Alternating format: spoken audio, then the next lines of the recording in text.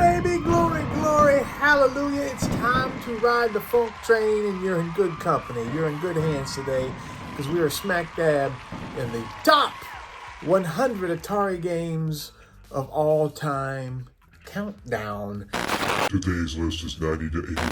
Now, you may be asking yourself, who the hell is this cat, and what gives him the bobalones to make a list like this? Well, I am the owner-operator, Funkmaster V, a.k.a. Cousin Vinny, that ran Atari 7800 forever. The content on that website's been around for 20 years. I might have won a couple of world records, but I didn't do it alone. I'm not that big of a jerk. I tag team partnered with the guy that runs the uber popular the Atari Network. Everybody loves John. He calls himself the Atari 7800 programmer, and we just let him call himself that because we feel a little bit bad for he grew up in the public school systems of Toledo. But anyway, we don't need to go into that. If you just caught this video and you want to know about the criteria, we go over the ground rules in the first video, which is the top 100 Atari games of all time, 100 to 91. You can familiarize yourself with that before you could criticize what me and John came up with.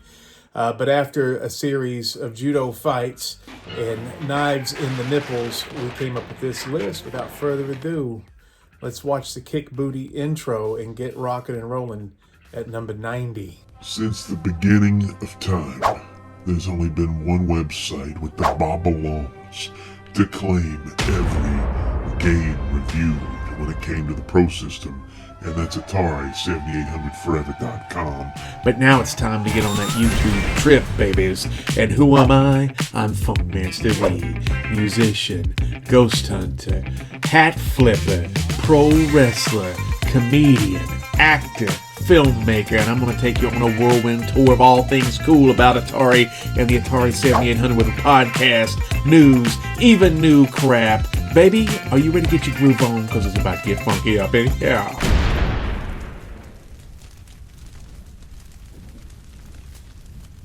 Oops, I Did It Again by Britney Spears is allegedly about Atari and Atari putting crappy launch games with their brand new consoles. That happen all the time. Well, maybe not Combat. Combat was pretty cool. But Cybermorph, everybody played it. It was launched with Jaguar. Everybody was excited to play it because of these 3D graphics. But man, it left a lot to be desired. Didn't control well. The music wasn't any good, if there was music at all. The sound effects were bad. It looked like hell. The difficulty was very tough, and the missions were not varied. But the worst thing is that your first wife, who sat there in a passenger seat, complained every time you did something wrong and made fun of you. I mean, God, guys, never marry these girls out of high school. They just, something happens, they change, and they become monsters. Your second wife in this new game, Battlemorph, which is a sequel to Cybermorph, she's much more loving. She's the one you want to have kids with, not the green face trick. This should have been the game that launched with the Jaguar. This was one of only 13 games for the Jaguar CD, but you'll be happy to know that not only does it look better, sound better, your wife is less annoying, you have customized controls, you have varied missions. They may want you to blow up a satellite array or plant a bomb and escape out of a tunnel in a certain amount of time. There's underwater missions, and get this, kids, your ship actually morphs. Did you hear those title names? Cybermorph, Battlemorph. You actually morph in this game. Thumbs up all the way around. And if you've played Star Fox or you've played Starlink and you're used to being on the ground, or maybe even No Man's Sky and have those missions where you're in a ship and you're kind of scooting along the ground, you'll be right at home here. This is one of the best CD games for the Jaguar and one of the best Jaguar games overall. There is a fella named Revan Tully, and he's got some sort of sick obsession with dragons, but I'm okay with it because he makes really cool homebrew games for the Atari 2600 and the Atari 7800. Some of his efforts on the 7800 are remarkable. Dragon's Havoc is one of the best that he's come out with. The cool thing about him is he creates these games that kind of have this shared universe where there's some sort of disagreement between two types of dragons. You got the storm dragons And the fire dragons, I think they are. And I don't know if they're political rivals or if somebody's tree has grown over somebody's yard, but they're always going at each other's neck. In most of these games, you get to pick who you want to be, if you want to side with the blue ones or the red ones. In Dragon's Havoc, he's decided to make a shoot-'em-up. This is a pretty good shoot-'em-up in the fact that it's very difficult, you can beat it, the graphics are great, the level design is clever, but what's going to polarize the community is whether or not you like this kind of shoot-'em-up. My partner John, who loves this game and can beat it, loves this, thinks it should be much higher on the list. I'm somebody that thinks this game is more tantalizing than it is fun. I like my shoot-'em-ups to be hell on earth. Just bombs, missiles, explosions, butts flying across the screen, people screaming.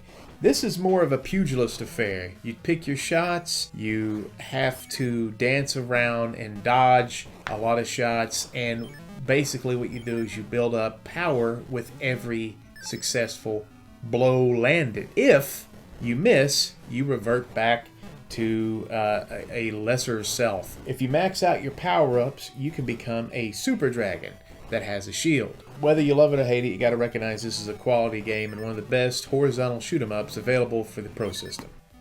Oh boy, well, this is one of my favorite games of all time, and John wanted this further down on the list, and I still, well, a little animosity. But this is a great frickin' game. When I had the Atari 7800 when I was a kid, this was one of the few non-arcade classic games that came with the system that consumed my time. This little green guy became my friend.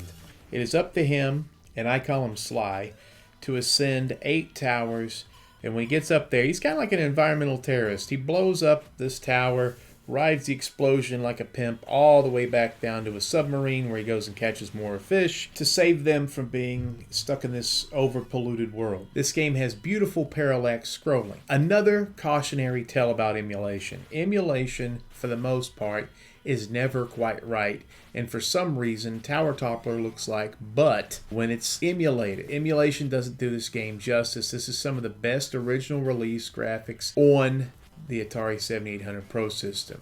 It's part puzzle game, it's part action, there's a lot of memorization, a lot of trial and error, and I think that's what throws people off. But the game looks great, plays great, is rewarding, and you can beat this game.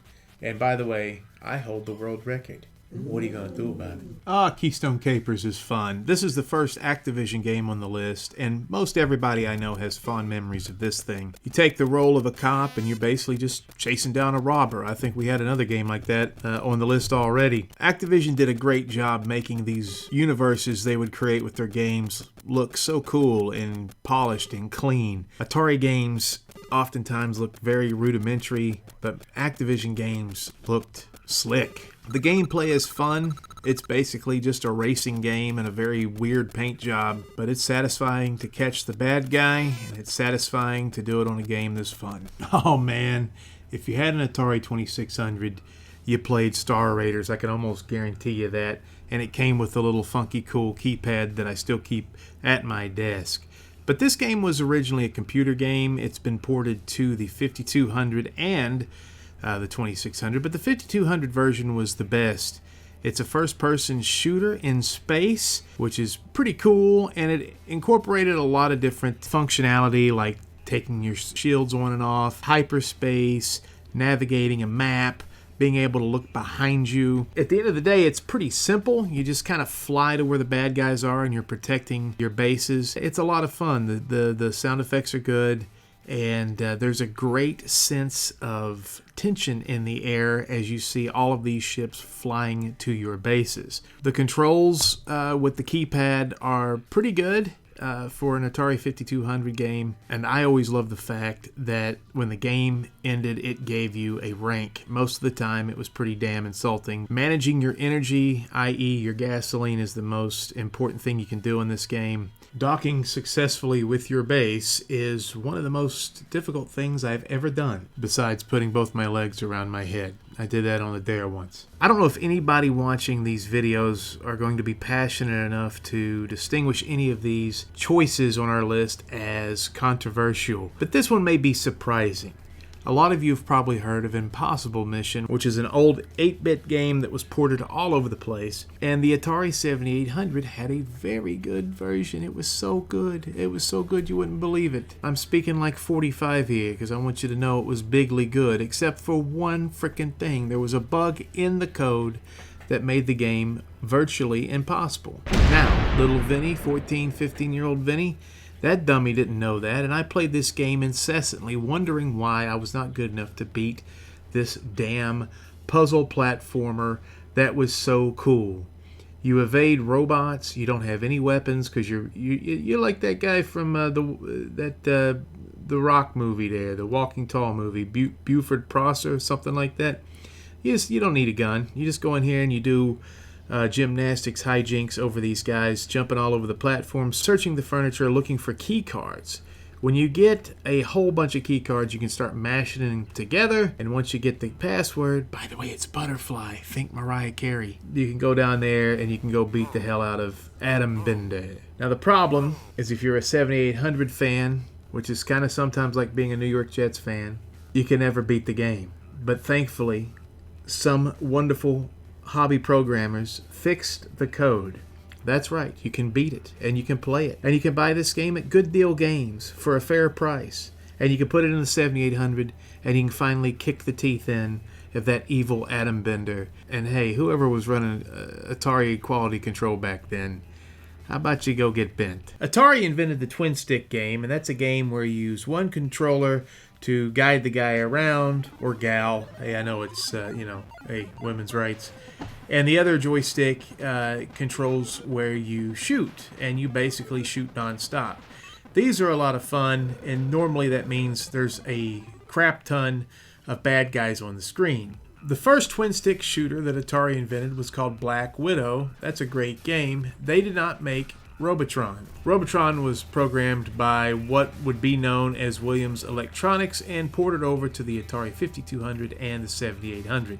The 7800 version is much better because, man, the Pro System is a powerhouse when it came to rendering simultaneous sprites. And there's tons of things happening on the screens. All sorts of different bad guys. You've got innocent victims, big-boobed women, businessmen and little irritating children that you got to protect, and all sorts of obstacles. The game looks great on an Atari 7800, and you can play this game for a long time. The Atari 7800 programming was perfect. You can actually play this game as a twin stick shooter, or if you don't have two controllers or you don't feel like messing with that, you can still play the game with only one joystick. It's still pretty good, but you're not going to do as well as if you had actually two joysticks in your hands. Now, that problem has generated a lot of aftermarket interest in creating all sorts of controllers for Robotron. Little joypads, big joysticks, or actually people make couplers where you can put two Atari 7800 joysticks together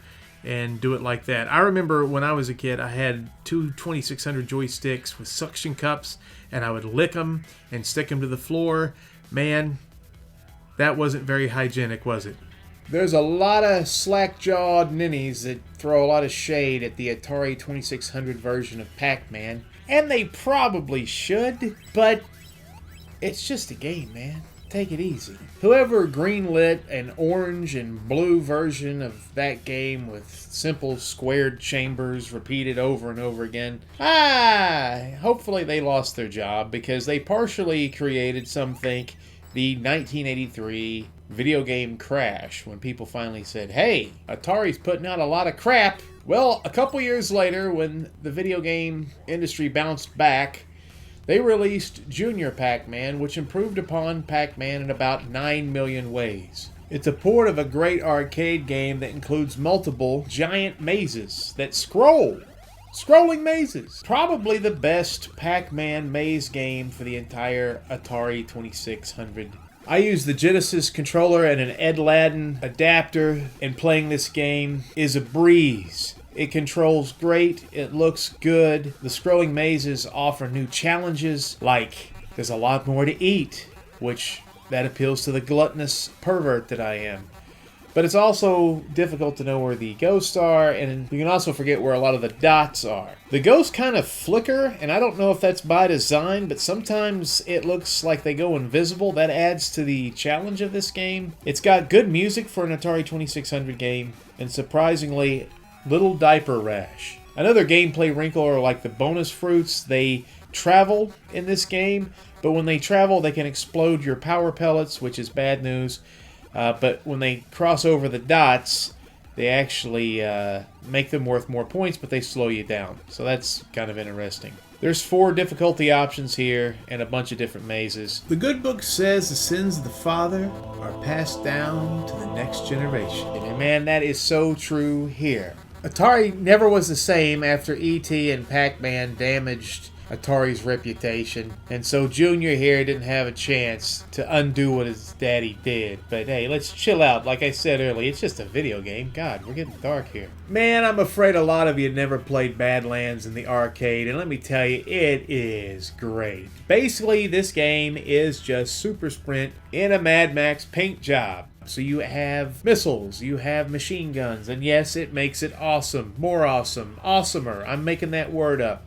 Super Sprint is a lot of fun, but this is even better, man. All these tracks are in like dilapidated cities. Something looks like a jail. You know, it's just like I said, post-apocalyptic. At its core, it's just a racing game. And let me tell you something. This game was released on Atari computers and some other 8-bit computers. You got to play this game in an arcade, because if you ever have, you know those steering wheels are so freaking loose, you can just spin them and they go just like that. Just like what? Just like that. Just like what? Okay, now stop it. The point is, those steering wheels are crazy, and you can do all sorts of crazy cool things with your car in this game. So at the end of the day, this is just a racing game. So you try to win races, yes. And when you win races, you get money. And with the money, you can improve your tires. You can get more missiles. You can get turbos. You can get a better engine, etc., etc. Each race ends with like a victory screen, which is very reminiscent of the old Mario Kart games. And you get to hold a trophy up and brag to all your friends. And you can vie for the attention of the ladies. Hey, ladies. Atari has put some attention in releasing Neo Sprint, which is part of this top-down racing family, and they released it on modern consoles. It's okay, but I really think they should look into Badlands, man. That is the game. It's a lot of fun. Save your quarters, go find a machine, and hey, just don't lose a race or you could be sold into sex slavery to a rival gang. Just FYI. Anybody over the age of 45 would have guessed this title would have been on this list. They might be a little surprised that it's this low, but it is in the top 100 as far as me and John are concerned. This is Activision's crowning achievement. This was really the first Atari game that you could beat. It was one of the first, if not the first, adventure platformers ever. In this game, you take over Dirty Harry or Pitfall Harry, whatever the guy is. I guess it's depending upon whether or not he took a shower. You take over this guy and he jumps around and he's trying to find treasure. He's unarmed like the guy from Impossible Mission, you know, these badasses that don't need any weapons. But this really captured the imagination of a lot of kids back in the day. Multiple screens, you don't know what you're about to run into. The graphics for the time, I don't know how Activision kind of came up with these awesome graphics, but they were clean and crisp. You could kind of tell what everything was compared to a lot of the rudimentary graphics of the Atari programmers.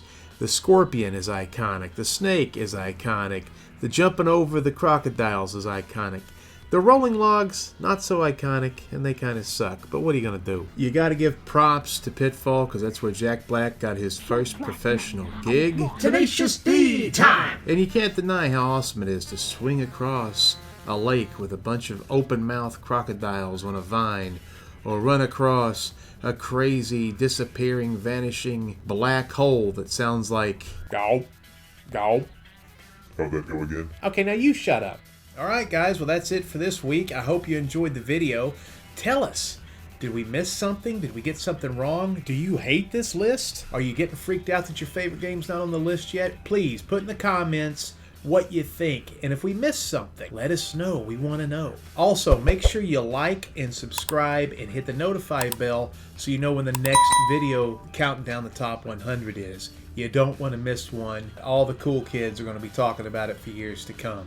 I want to thank Jon Stoll over at the Atari Network, and I want to put his channel in the description. And also, don't forget, check out my website, Atari7800forever.com, and also go to bigandfunkyproductions.com. We make movies. Right now, it's Halloween. We're making horror movies. We've made horror movies. Check those out.